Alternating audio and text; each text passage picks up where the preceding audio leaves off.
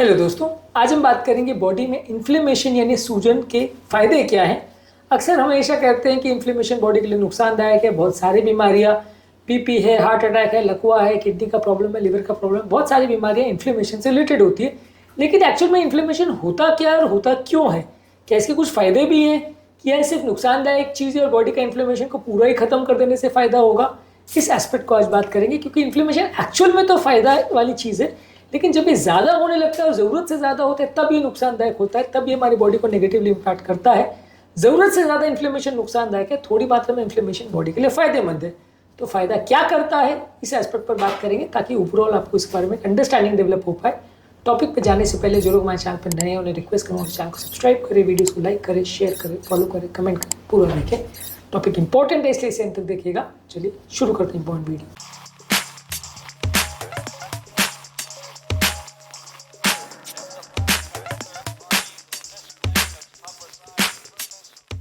Basically inflammation जो है body का एक डिफेंस मैकेनिज्म है, जहां बॉडी हार्मफुल पैथोजेंस या खराब नुकसान पहुंचाने वाले बैक्टीरिया को मारने के लिए इसका प्रयोग करता है। मान लीजिए अगर बॉडी में कोई कीटाणु या कोई बैक्टीरिया आया या कोई वायरस या कोई फंगस आता है, तो उसको नुकसान पहुंचाने के लिए, उस बैक्टीरिया, वायरस या फंगस को खत्म करने के लिए बॉडी इन्फ्लेमेशन का प्रयोग करती है, जिसके माध्यम से व्हाइट ब्लड सेल जो कि इन्फ्लेमेटरी सेल्स होते हैं वो वहां पे जाके उस नुकसान करने वाले कीटाणु पर हमला करते हैं, उसको मारते हैं। तो ये नुकसान करने वाले कीटाणु को मारने के लिए बॉडी को इन्फ्लेमेशन की जरूरत पड़ती है। हालांकि जब ज्यादा इन्फ्लेमेशन हो जाता है तो बॉडी अपने खुद के सेल्स को भी मारने लग जाती है उस इन्फ्लेमेटरी सेल्स के द्वारा। लेकिन बेसिकली इन्फ्लेमेशन का पर्पस ये है कि बॉडी के जो नुकसान करने वाले सेल्स हैं या बॉडी के जो खराब करने वाले ऑर्गेनिजम्स हैं जो बॉडी में पहुंच के बॉडी को अलग अलग तरह से नुकसान पहुंचा सकते हैं, उनका सफाया करना, उनको मारना। और इस काम को करने के लिए जो व्हाइट ब्लड सेल्स को रिक्रूट किया जाता है, उनको पहुंचाया जाता है, वो पहुंचाने की प्रक्रिया और उसको कैसे एक्टिवेट किया जाता है और किस तरह से वो बाकी इन्वेडर्स को मारती है, ये प्रोसेस सारा इन्फ्लेमेशन के अंदर ही आता है। और बेसिकली इन्फ्लेमेशन का पर्पस इन कीटाणु को मारना ही है मेनली। इसके अलावा बॉडी का अगर कोई टिश्यू डैमेज हो गया है, आपको कोई कट गया है, छिल गया है, घाव हो गया है, तो वो घाव को रिपेयर करने के लिए भी इन्फ्लेमेशन की जरूरत है। इन्फ्लेमेशन जब होता है तो बॉडी के रिपेयर करने वाले जो तत्व हैं, जो न्यूट्रिएंट्स हैं, जो ऑक्सीजन है और जो फाइबर्स हैं, जो उस घाव को भरने के लिए मदद करते हैं, जो फाइब्रोब्लास्ट हैं जो बेसिकली वहाँ पे सील बनाने का या स्कार टिश्यू बनाने का काम करते हैं, वो भी पहुंचाने का काम इन्फ्लेमेशन करती है। जब कभी आपको कोई चोट लग जाती है, कोई घाव हो जाता है, उसके आसपास इन्फ्लेमेशन डेवलप हो जाता है जो कि आपके उस घाव को भरने के लिए मदद करता है। जब इन्फ्लेमेशन ज्यादा होता है तो आपको दर्द होता है, उसको आप कम करना चाहते हो, लेकिन एक्चुअल में वो इन्फ्लेमेशन उस घाव को भरने के लिए ही भेजा गया है। यदि आप उसको पूरी तरह से सप्रेस कर दोगे, या मान लीजिए अगर कोई ऐसा मैकेनिज्म है बॉडी में जिसमें इन्फ्लेमेटरी रिस्पॉन्स पूरी तरह से खत्म हो जाता है, तो वो घाव नहीं भरेगा और वो पेशेंट को तकलीफ देता रहेगा। यही कारण है कि डायबिटिक लोगों में जहाँ पे वो एरिया का ब्लड सप्लाई कट जाता है, नसलियाँ ब्लॉक हो जाती हैं, या नर्व सप्लाई जो कि इन्फ्लेमेशन को मैनेज करती है वो डैमेज हो जाती है, तो वहाँ पे ये इन्फ्लेमेटरी रिस्पॉन्स नहीं होता, इसलिए घाव हफ्तों महीनों तक नहीं भरते और उसमें इन्फेक्शन पड़ जाता है।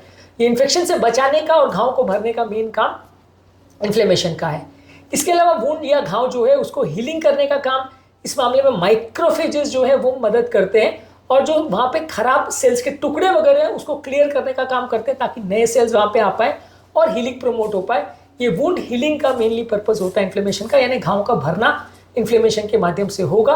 और ये घाव के भरने का जो हीलिंग का जो प्रोसेस है वो ट्रिगर करना ही इन्फ्लेमेशन का मेन पर्पस है। इन्फ्लेमेशन के माध्यम से बॉडी में जो सिग्नल्स आते हैं वो ब्लड सेल्स को एक्टिवेट करते हैं, जिसकी वजह से आपका घाव भरने का प्रोसेस चालू होता है। तो ये हीलिंग के प्रोसेस को मैनेज और मेंटेन करना, उसको चालू करना, उसको मैनेज करना, कंट्रोल करना, ये सारी चीजें इन्फ्लेमेशन के अंदर आती है। इसके अलावा अगर बॉडी में कोई ऐसा थ्रेट आ रहा है जो कि आपकी बॉडी को नुकसान पहुंचा सकता है लेकिन बॉडी उसको डिस्ट्रॉय नहीं कर पा रही है, तो उसको वॉल ऑफ करने का भी काम इन्फ्लेमेशन करती है। यानी उसके चारों ओर एक ऐसा टिश्यू बना दिया जाता है, स्कार एरिया बना दिया जाता है, ताकि वो एरिया पूरे शरीर को डैमेज नहीं करे और वो धीरे धीरे करके ठीक हो जाए। तो बेसिकली एक ऐसा चेन ऑफ इवेंट्स हो जाता है जिससे वो घाव भरने लगता है और वो जो खराब कर नुकसान पहुंचाने वाले तत्व वो ब्लड के या बाकी बॉडी के सेल्स के कांटेक्ट में नहीं आ पाते। इस फिनोमेना को वॉलिंग ऑफ इफेक्ट बोलते हैं। फॉर एग्जांपल अगर किसी को कोई चोट या इन्फेक्शन हो गया तो वहाँ पे पस बन जाता है, जिसकी वजह से वहाँ पे इम्यून सेल्स बहुत सारे आ जाते हैं और इतने ज़्यादा कॉन्सेंट्रेशन में रहते हैं कि वो इन्फेक्शन करने वाले तत्व को बाकी ब्लड और बाकी बॉडी के कॉन्टैक्ट में नहीं आने देते। तो बेसिकली वो तत्व जो पस है वो इन्फ्लेमेटरी सेल्स का कलेक्शन और बैक्टीरिया का कलेक्शन है, जो सारा मिलकर आपस में रिएक्शन कर रहा है। और ये बॉडी का एक डिफेंस मैकेनिज्म है बॉडी में इन्फेक्शन को फैलने से रोकने के लिए।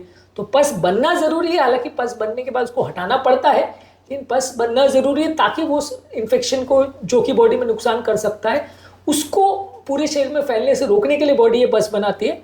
ज़्यादा बन जाता है तो उसको आपको सर्जिकली निकालना पड़ता है और वो अपने आप जाने में कई बार परेशान भी करता है, कई दिनों तक पड़ा रहता है। लेकिन एक्चुअल में ये सारी डिफेंस मैकेनिज्म जो हैं कीटाणुओं से लड़ने के लिए या टॉक्सिन से लड़ने के लिए या व्यक्ति को बचाने के लिए ऑर्गेनिज्म से या हीलिंग की प्रोसेस को एक्टिवेट करने के लिए या कीटाणु को अलग जगह पे वॉल ऑफ कर देने के लिए, ये सारी चीज़ों के लिए एक्टिव जो काम करता है वो इन्फ्लेमेशन करता है। जब इन्फ्लेमेशन बहुत ज़्यादा हो जाता है और जब अपने खुद के सेल्स को डैमेज करने लगता है तब उसे इन्फ्लेमेटरी ओवर रिस्पॉन्स मानते हैं और तब पे वो नुकसानदायक हो जाता है और तब उसे कम करना जरूरी होता है। बेसिकली है तो ये प्रोटेक्टिव मैकेनिज्म, लेकिन ज़्यादा होने पर ये नुकसान करता है। इस कॉन्सेप्ट को समझना जरूरी है। इसलिए इन्फ्लेमेशन के वो नुकसानदायक मानना और हर इन्फ्लेमेशन को खत्म कर देना वो सही नहीं है। इन्फ्लेमेशन होना जरूरी है और उसके बिना व्यक्ति का बच पाना मुश्किल है अगर इन्फ्लेमेशन पूरी तरह खत्म हो गया। लेकिन हाँ, जब ज़्यादा होता है तो वो नुकसानदायक है, तो उससे कंट्रोल में रखना जरूरी है। उम्मीद करूंगा कि आज के टॉपिक में कुछ नई बातें जानने को मिली होगी। इन्फ्लेमेशन बॉडी को अलग अलग कैसे डैमेज करता है, कौन कौन से इसके इंपॉर्टेंट हार्म्स है, क्या क्या इसके अलग अलग इश्यूज हैं, इस बारे को अलग अलग टॉपिक्स में हमने कवर किया। इनको जरूर चेकआउट करें। टॉपिक एंड करने से पहले जो लोग हमारे चैनल पर नए हैं उन्हें रिक्वेस्ट करूँगा कि चैनल को सब्सक्राइब करें, वीडियो को लाइक करें, शेयर करें, फॉलो करें, कमेंट करें, पूरा